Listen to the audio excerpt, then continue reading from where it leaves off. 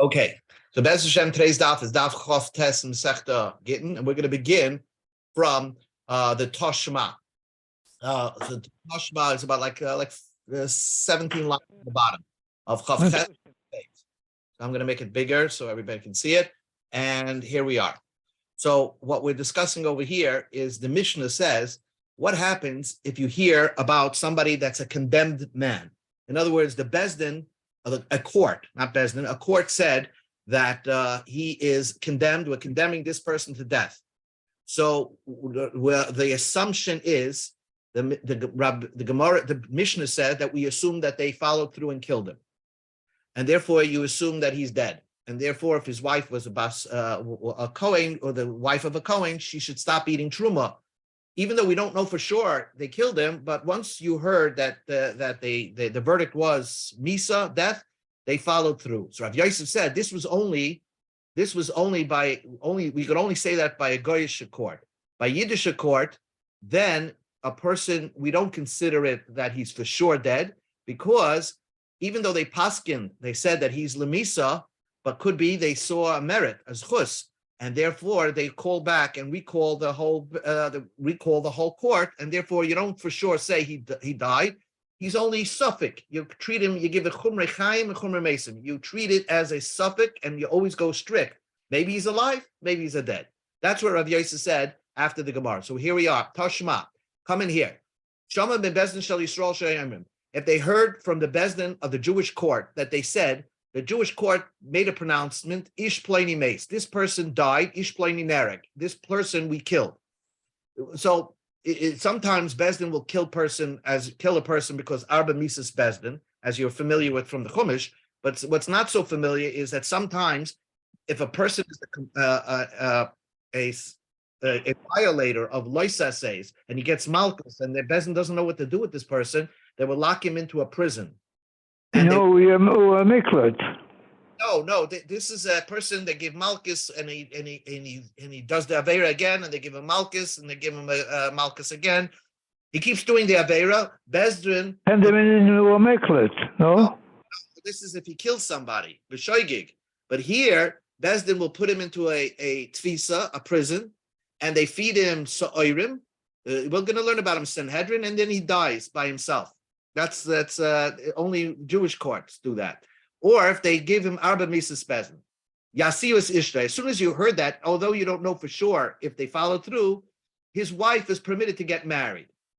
If you heard that same pronouncement from the officers of the Goyish courts, the executioners of the Goyish court, that they said, Ish Pliny Mace, Ish Pliny Narek, this person got killed, this person was murdered, Al Yasiyas Ishli, don't trust him. And his wife is not permitted to be getting married. So the Gemara just works out the question. My mace, my neherek. What does it mean that they're saying testimony? They're saying that this guy died, this guy got killed. If it means that they should be sure that you got killed, and they actually saying that we saw him get killed. So the kavase gabe goyim, if it's the same, is true by the goyish executioners, and they say that this person was killed. Amai al Yasiyas Ishtay. Why would we trust them and let his wife get married again? We have a rule. The chol masiach lefi tumai. If a goy is saying something out of innocence, not because he's under a questioning or anything like that, and he has no motivation, we trust him. We should believe him. So why would we not believe the goy, the execution, if he said this person actually got killed? Elalav, it must be. It doesn't mean that he actually was killed. Mace means yoitzi lamas. Neregi means yoitzi larak. Means the verdict was out that he should be put to death. The verdict was out that he should be killed. Ukutani, and right away, the Brisa says, as soon as the verdict is out, the Bezdin shel Yisrael yasiyu es ishtay. With the Bezdin, a Jewish court, right away his wife can get married, although it's just a verdict that said he's supposed to get killed. So we see the opposite of Rav Yosef said. Rav Yosef said, by a Jewish court, if it's just a verdict, his wife should not get married. We give the stringencies that maybe he's still alive. Answers the Gemara right. Lo'olam really meis mamish neg mamish. Really, that Bryce is talking about he actually got killed. and the court is saying, the people in charge of the Jewish court are saying, we saw him dead. So that you have to believe it, because any person is believed to say that somebody died. Even a woman is permitted to say edus that somebody died. So that's why we always believe that he's dead. Oh, the Ka'amrit, but your question was the Kvasi Gaba Goyim am I loy? Why wouldn't we believe when the goy, the executioner goy, says, I saw this man die? Why wouldn't we believe the goy? But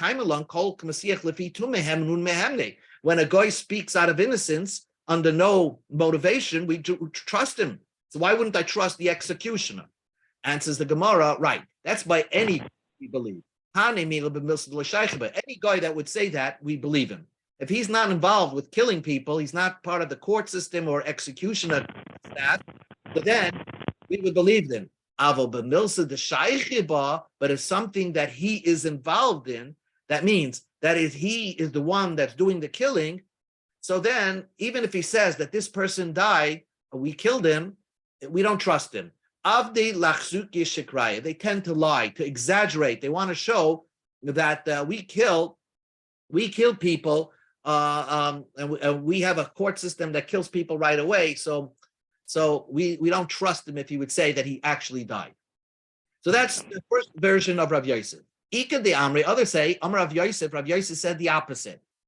Loishon, it wasn't taught that we say that a person might be alive, that after a verdict of death, the verdict, not the actual killing, the verdict, we say that he might be alive was only bebezdin shel goyim, by a goyish court. Why? Because they accept bribery. So maybe they're not following through on their pronouncement. We go to top of Chavtes. Avo bebezdin shel Yisrael, a Jewish court, they're not taking bribes. So for sure, Kivin the Nafik Leidin Liktala, since they paskin for him that this guy should be killed, the Bezdin Shal Yisrael, once they issue that verdict, they're following through and killing him. Even though the Gemara says in Sanhedrin that sometimes if they see a merit, they call back, they allow appeals, but that's to overturn a verdict is very rare. So therefore, if the verdict is out that this guy is going to get killed, the Bezdin Shal Yisrael is going to follow through and kill him. But a goy, maybe not. The goyish court will not. Amalei Abaya, Bezdin Shal Yisrael, how do you know that the Jewish court is going to follow through? Maybe they're going to see a merit and overturn their verdict. So how do you know for sure that he's a dead man? And says the who say, when will they look at merits and try to figure out that's only before the closing arguments. But after the verdict is in, and the verdict says that in the Jewish court, that this person is chayiv misa, maybe he violated the Shabbos, say they will overturn this court, and therefore, as soon as we know the verdict, we assume that even if you don't know for sure, Bezdin Shal Yisrael followed through, we assume that through and his wife could get married. So the Gemara say, let's bring a proof to what we're trying to say. So everything that we said in the past, that was a question, we're going to say as a proof. Layman Messiah. Let's prove that what Rav Yosef just said is correct. Because kol makam sheyamdu shnayim v'yamabini on is pliny shnig v'bini bevezdin shal pliny edav harei ze yahareg. And we said that if a person sees somebody who escaped capital punishment from the Jewish court and he ran away to another city, and a guy knows that he was convicted in another city, he can say two people can say edus that this person that ran away, we know that the verdict was given in a court in another city, and we know who their ediv are, and the court in this city will follow through and kill him. So what do you see from there? You see from there that the Bezdin does not. Why should this city start killing this guy? Maybe the court in the city that he was found guilty in is going to find a merit. And because we don't say that, because we tell the court, kill this guy, so it is a proof that Jewish courts generally don't find merits to overturn a verdict. So answers the Gemara, that's not such a proof. Dilma Bareich Shiny. If a guy escaped the prison and ran away, certainly that verdict will not be overturned because it's an admission of guilt if he's running away. But on a general case, maybe a Jewish court can overturn a verdict, and it may be likely that they'll overturn a verdict. So it's no proof from that brisa. Tashma coming here. Shama bezdin shel Yisrael shaim ishplain meis ishplain nereg yasivus ishtoi. If they heard from the bezdin of Yisrael that this verdict was announced, that this person, not the verdict, but this person is dead, this person will be killed, his wife can get married. Bikumen tresim shel goyim. That's an odd word, bikumen tresim, but that means executioners of goyim. If they hear that, ishplain meis ishplain nereg, they say the same thing. Al yasivus ishtoi. His wife cannot get married. So my meis, my nereg. What does it mean? That the Jewish court are saying that this person is being put to death, this person is being killed. Doesn't mean that they're actually putting to death right now. The kvasa gabay goyim amar al yasiyas ishrei. If that's the same case, so this by the goyim, if they're saying that we put this guy to death, why wouldn't you allow his wife to get married? Anybody who speaks out of innocence, we should believe him. So why wouldn't we believe the goyim? Elalav, it must be. Mace means yoitse lamas. The mace means that his verdict was that the bezdin of Yisrael is going to put him to death. The nereg means not that they actually put him to death. Yoitse lareg, they're going to be putting him. They're going to kill him, but not yet. And once you know that information, ukutani, and the Mishnah says, the Brisa says that once you know that information, even though you don't know exactly if they actually put him to death. If it's a Jewish court, right away his wife can get married because you assume that right away the Jewish court followed through. So we see that Jewish courts don't overturn verdicts. Answers the Gemara, that may not be a brisa. Really, the reason why it's Yasiyas Ishtoi by a Jewish court, because the court is saying we actually saw him as we saw his dead body. We actually, the Bezdin, we killed him. And so then why the kvasa gabagoyim amai loy? Then why, if a goyish executioner says the same statement, we wouldn't believe him? Anytime who speaks out of innocence, he's automatically believed. So why, if an executioner says the same statement, we killed him, we wouldn't believe him? So the Gemara says, and that's only by a case where executioner is not somebody, he's involved with something. Let's say a stam goy says, I saw this guy dead, you can believe a goy. If he had no motivation, he's just conversing in a bar, you can trust him. But if it's an executioner and he said, we killed him, perhaps he's boasting. And he's trying to give you the assumption, because we have an assumption that very often they lie in order to show off that they're a tough bezdin, they're a tough court, and they follow through on their verdicts. So therefore, we wouldn't trust them. New Mishnah, new concept. The Mishnah begins on Mishnah says in Daf Chavtes, maybe get Eretz Yisrael. Someone who in Eretz Yisrael, let's say he's bringing a get from Rehovot to Yerushalayim. So that was his job. The chola and the shliach got sick. Let's say he got sick and he cannot follow through. He's in the hospital. Now he can't give the get over to the Isha. So the Mishnah gives you an idea. He can hire another shliach and give over and let somebody else so he can transfer his responsibility to another shliach. Now, this is only by get. Now the question is, would you say this thing by a matana? Let's say somebody has a shtar matana, let's say a deed, that somebody's gifting somebody a piece of property, and he's supposed to give it over to the recipient. But if, let's say, the shliach got sick, would you say that shliach can also make a new shliach? The Mishnah only says by a get, if the shliach got sick, then he can hire somebody else to take over his responsibility. But the Mishnah says, but not in all cases. If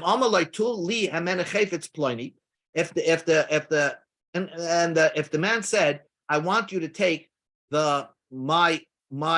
take something from her, give her the get, but take something from her. Then you can't send somebody else after it.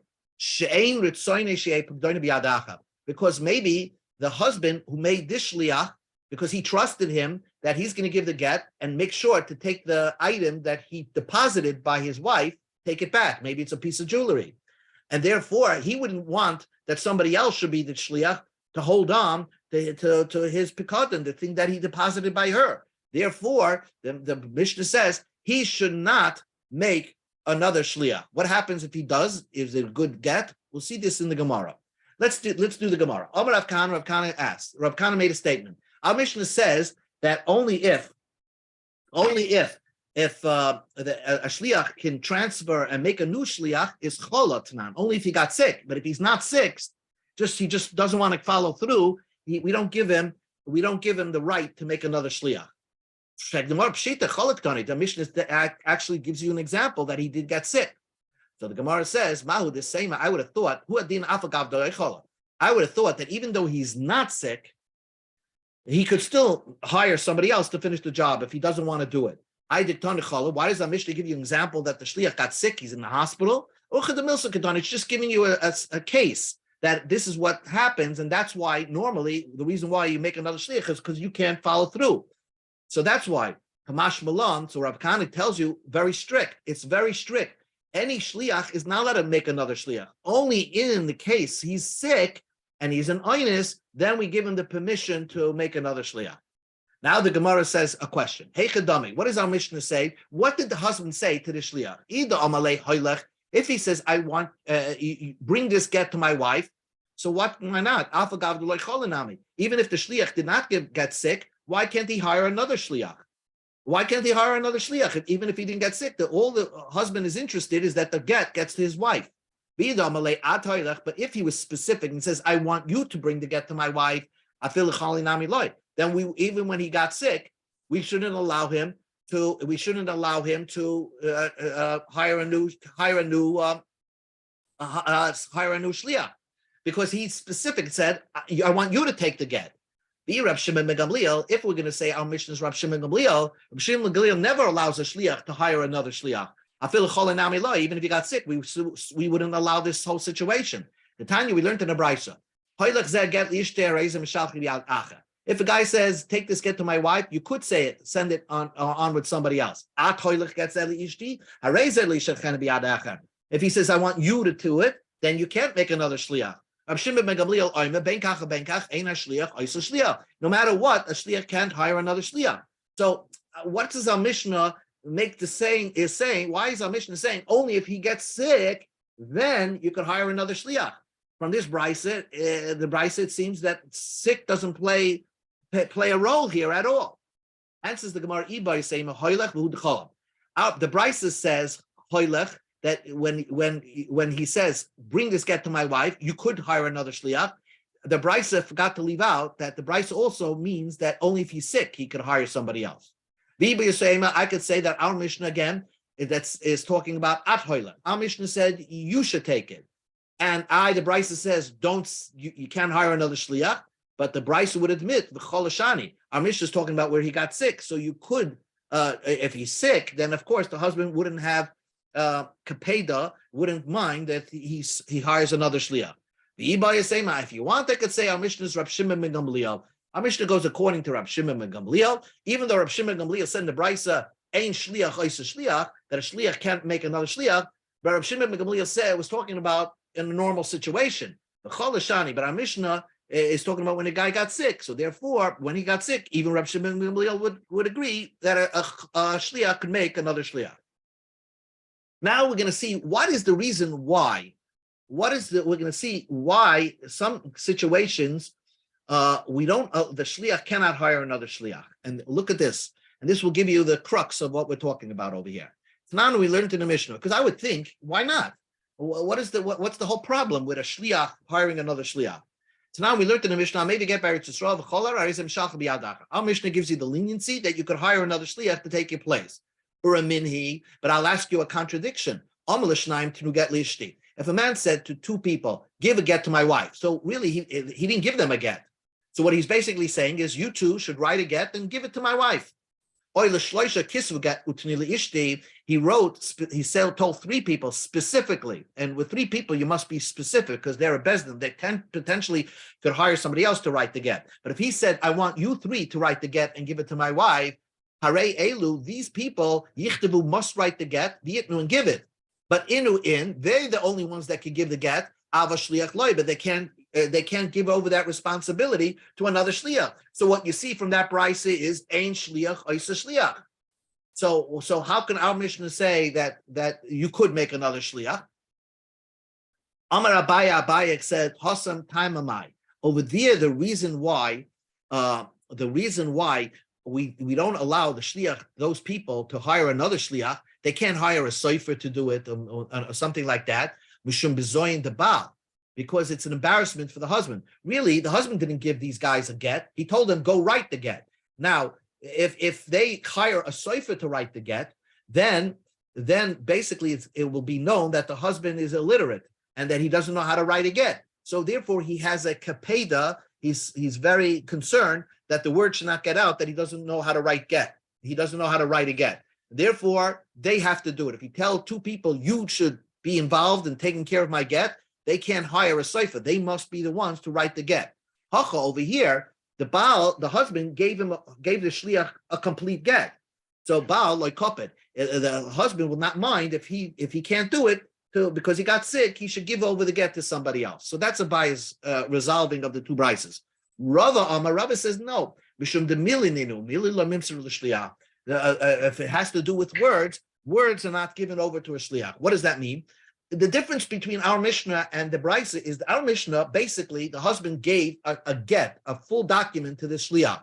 So it's a full document, so that shliach could hire another shliach to take his place. Over here, by the brisa, it's instructions. The husband didn't give anything over to these people. He just told them, he told two people, I want you to write and give a get over to my wife. So instructions, when you give instructions to a person, he cannot go give those instructions to somebody else. And that's the difference between the brisa and our Mishnah.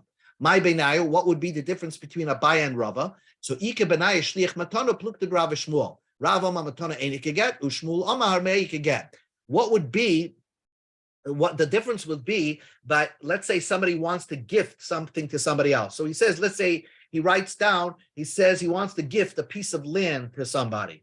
So according to Abaya, which will be Rav, matana is very different than get. A get, you can't hire a get, you could make another shliach.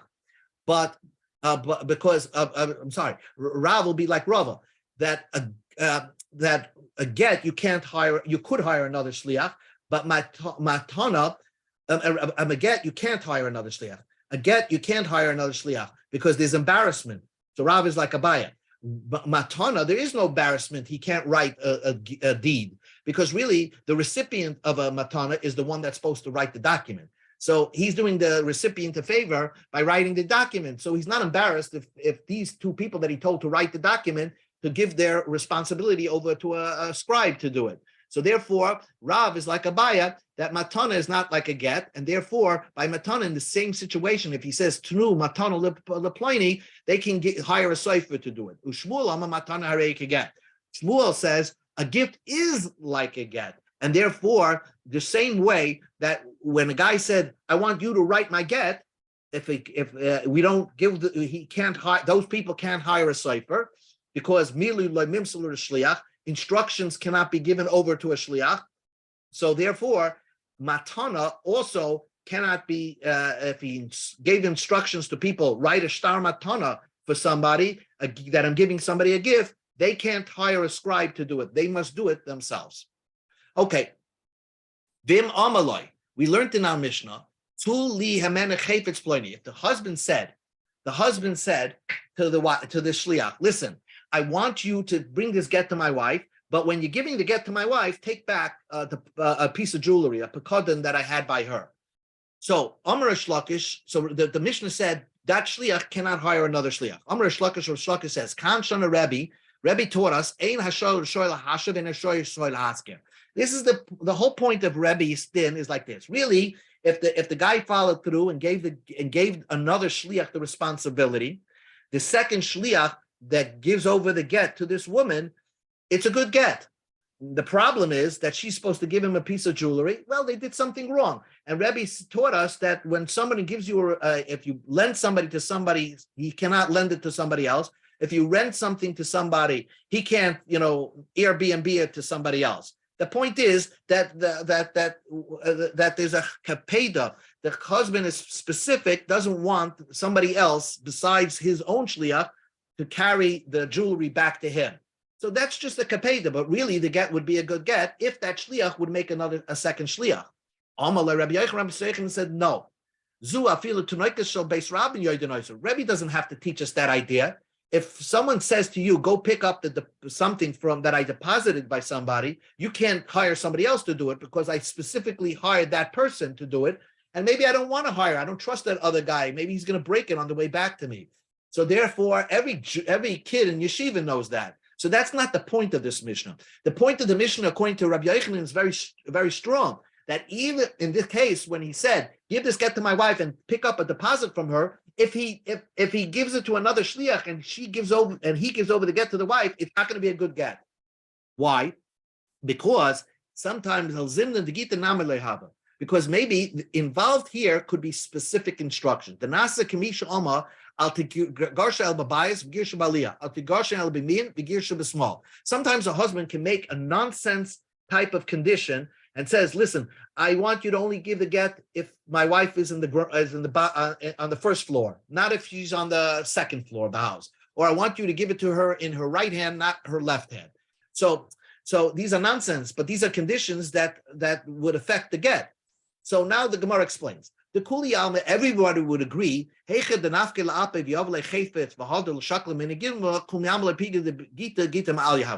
the second shliach went and listen to this.